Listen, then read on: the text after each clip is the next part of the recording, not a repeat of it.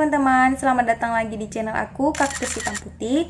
Malam ini aku bakalan cerita tentang Siti Khadijah versi fullnya. Nah teman-teman, bagi teman-teman yang belum subscribe, tolong di subscribe dulu ya. Aktifkan lonceng sebagai notifikasi supaya nanti kalau aku update video terbaru, teman-teman bisa tahu. Dan juga like video ini kalau seandainya video ini positif dan juga berguna untuk teman-teman, bermanfaat. Dan juga silakan komen negatif kalau misalnya ingin berkomentar tentang kekurangan aku, silahkan, nggak apa-apa, itu bisa mengupgrade kreativitas aku selanjutnya. Oke? Oh iya, ini kan aku ambil sejarah ini dari beberapa referensi, ada buku, ada jurnal sejarawan.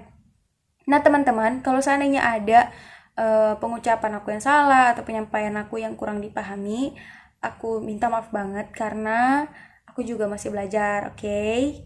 Langsung aja kita masuk ke pembahasannya. Langsung aja kita masuk ke ceritanya. Check it out.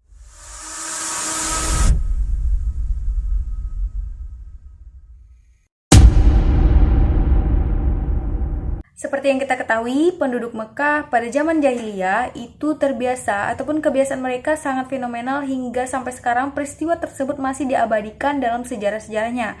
Apa? Bahwa mereka melakukan kebiasaan mengubur bayi perempuan hidup-hidup karena dalam pemikiran mereka bahwa bayi perempuan itu tidak berguna ataupun merupakan sebuah beban di dalam keluarga, sehingga mereka memilih untuk membesarkan bayi laki-laki daripada bayi perempuan, karena dalam mindset mereka juga bahwa laki-laki itu lebih mudah untuk dibesarkan ataupun mereka lebih mudah untuk dijaga, dan juga mereka bermanfaat ketika mereka besar, mereka bisa dibawa untuk berperang dan juga mengembara ataupun bekerja.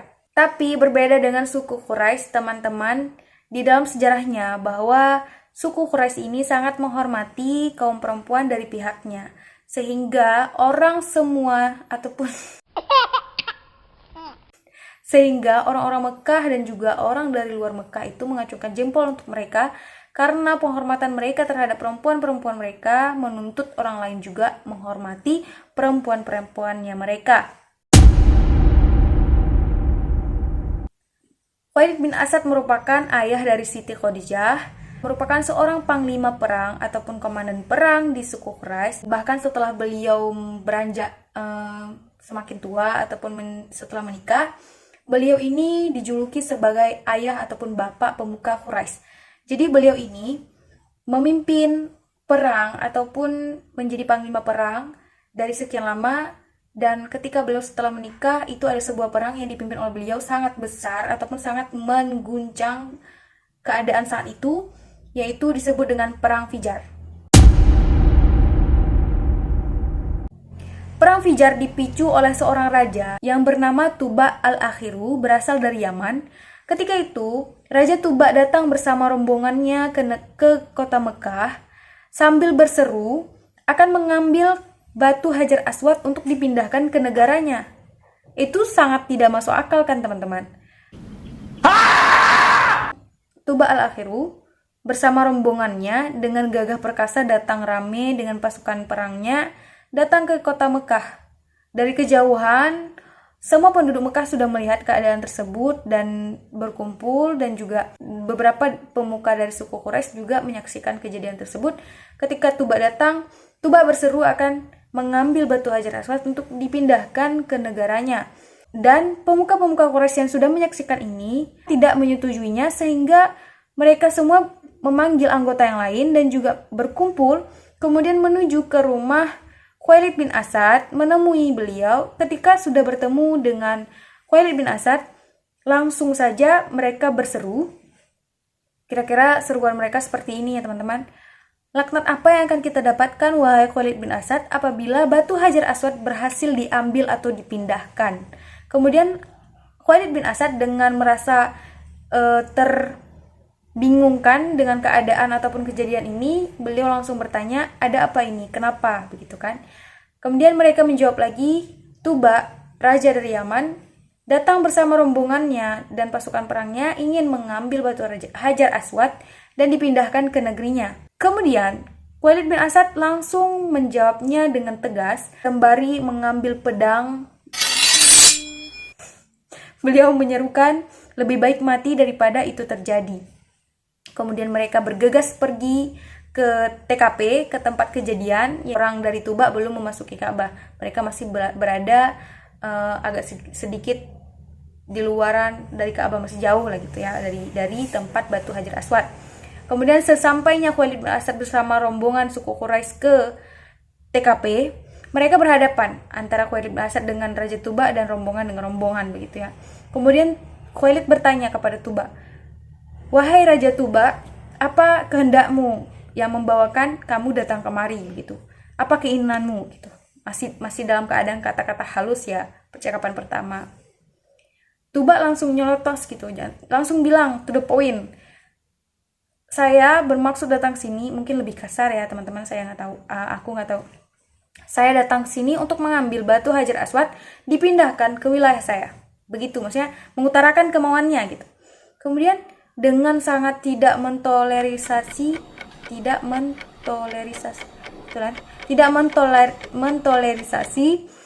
pernyataan Tuba tersebut, Khalid bin Asad kembali mengeluarkan pedangnya dan mengatakan lebih baik mati daripada hal itu terjadi. Mungkin sebelumnya ada percakapan di antara Khalid yang menghujat Raja Tuba, karena dalam sejarahnya tercatat bahwa Khalid bin Asad ini sempat menghujat Raja Tuba dengan sangat luar biasa, karena tujuan Raja Tuba yang datang ke Mekah hanya untuk seperti itu.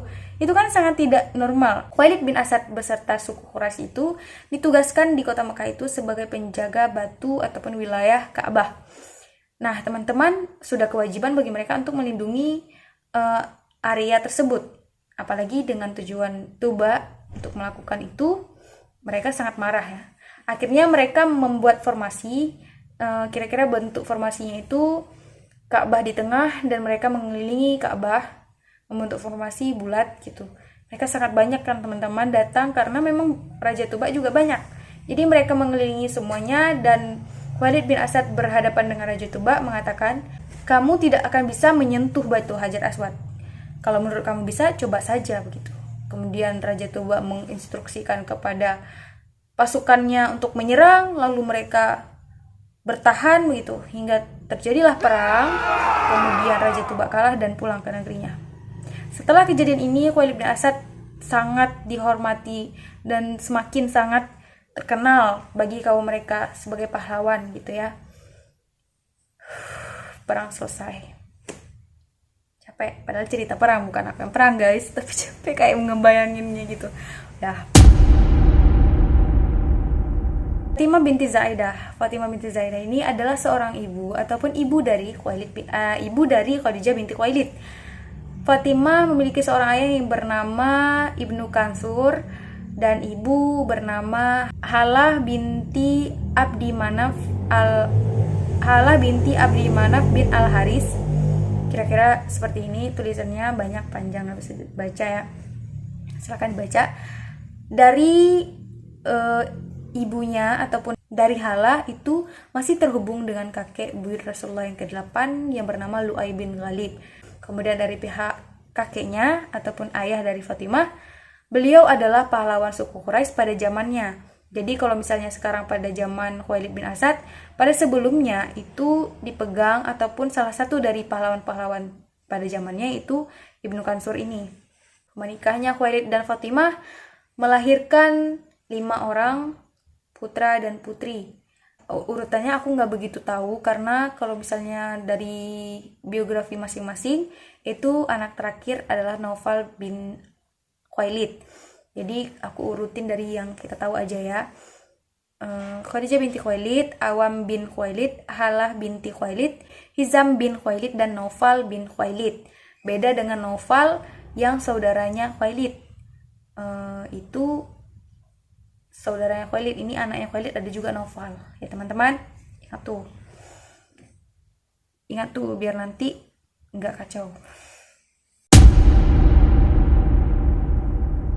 Khadijah lahir pada tahun 68 sebelum Masehi atau tepatnya pada tahun 555 Masehi di kota Mekah. Saat itu kehadiran Siti Khadijah di dalam keluarga Khalid bin Asad disambut dengan sangat gembira dan juga penuh dengan kasih sayang. Khadijah hidup dengan kehormatan dan juga bergelimangan harta karena Khalid ini merupakan seorang yang sangat kaya raya di kaumnya dan juga seorang komandan perang dengan terhormat, menjadikan Siti Khadijah ini dihormati dan juga disukai oleh kaumnya. Khadijah hidup dalam keadaan bergelimangan harta, teman-teman, tapi tidak menjadikan Siti Khadijah ini menjadi orang yang sombong. Malahan diceritakan dalam kisahnya, Siti Khadijah ini hidup dengan kepribadian rendah hati, suka menolong fakir miskin, bersedekah, dan juga Khadijah ini taat beribadah. Khadijah menjalani kesehariannya walaupun di suku Quraisy itu perempuan dibebaskan untuk berkreasi, beraktivitas, dan juga berpendapat, tapi Siti Khadijah ini masih sangat berbeda dengan anak-anak pada usianya. Siti Khadijah ini berperilaku yang agak sedikit tertutup. Beliau sangat berwibawa, tidak cengengesan seperti anak-anak pada umumnya. Beliau ini sangat menjaga ataupun mencerminkan kehormatan seorang perempuan, sehingga Siti Khadijah ini diberi gelar oleh kaumnya sebagai At-Thahirah ataupun wanita suci. Saking terkenalnya Siti Khadijah dengan kepribadian beliau yang sangat luar biasa ini di kalangan perempuan-perempuan, bahkan teman-teman Siti Khadijah ini mengakui bahwa Khadijah ini merupakan orang yang mempunyai wibawa yang sangat tinggi. Siti Khadijah yang memiliki teman-teman ataupun circle pertemanannya, teman-temannya bahkan ketika berhadapan dengan beliau meminimalisir sifat-sifat yang cengengesan ataupun suka tertawa, terbaba, ataupun berbicara sambil berjalan begitu. Jadi mengikuti alur yang dibawa oleh Siti Khadijah sangat berpengaruh, dan juga teman-temannya sangat menghormati beliau. Ketika Siti Khadijah beranjak umur 9 hingga 12 tahun, tepatnya pada 10 tahun mungkin atau lebih, Khadijah binti Khuwailid ini sudah mulai menerima banyak pinangan ataupun lamaran dari pemuka-pemuka Quraisy ataupun pedagang atau saudagar kaya di kota Mekah. Namun, tidak banyak laki-laki yang bisa memasuki dalam tahap pemilihan ini. Sehingga pernikahan beliau yang pertama kali itu dimenangkan oleh Atik bin Abid pada umur beliau yang 10 atau 11 tahun.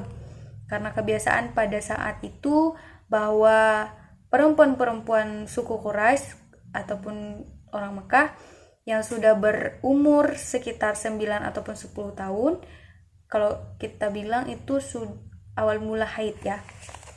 Dalam Islam kan dihitung dari Hijriah. Nah, tapi kalau misalnya mereka itu dihitung dari Masehi, karena sebelumnya mereka masih mengikuti tanggal-tanggal dari kitab Injil dari Nabi Isa. Ngapain bahas itu aku? Adalah. Jadi Siti Khadijah ini menikah dengan Atik bin Abid pada umur 10 atau 11 tahun. Dengan Atik, Khadijah hidup dan memiliki seorang putra yang bernama Abdullah bin Atik. Tapi tidak lama menikah dengan Atik meninggal dunia, dan Khadijah setelah ditinggalkan oleh Atik, Khadijah kembali menerima banyak lamaran dari orang-orang suku Quraisy, pemuka-pemuka suku Quraisy, dan juga saudagar, pedagang yang kaya raya gitu, yang mempunyai kehormatan. Karena memang Siti Khadijah ini masih sangat muda, dan juga beliau ini perawakannya cantik, begitu cantik, pintar, cerdas, berwibawa. Pasti ramai orang yang menyukai beliau. Kemudian pernikahan Siti Khadijah yang kedua yaitu bersama Abu Halah, atau nama asli beliau Hindun bin Zurarah. Nah, bersama Hindun, Khadijah memiliki 3 orang anak. 2 laki-laki bernama Hindun bin Abu Halah dan Al-Haris bin Abu Halah.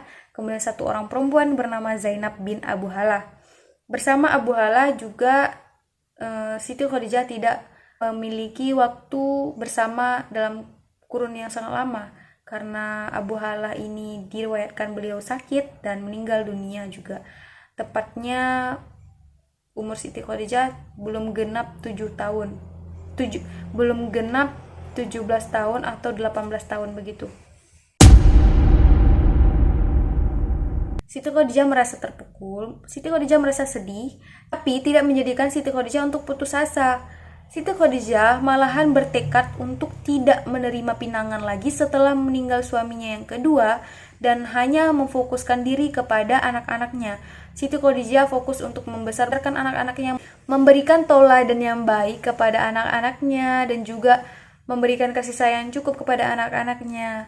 Dan kemudian Siti Khadijah dalam kehidupannya kembali memfokuskan diri ataupun mendatangi dan juga mempelajari ilmu agama kembali kepada Waraqah bin Naufal, yaitu sepupunya beliau dari paman beliau yang bernama Naufal bin Asad. Nah, dari Waraqah bin Naufal ini banyak sekali pengetahuan-pengetahuan yang didapatkan Siti Khadijah tentang agamanya, yaitu mereka dulu mempelajari kitab Injil, Injil, Zabur, dan Taurat. Eventually.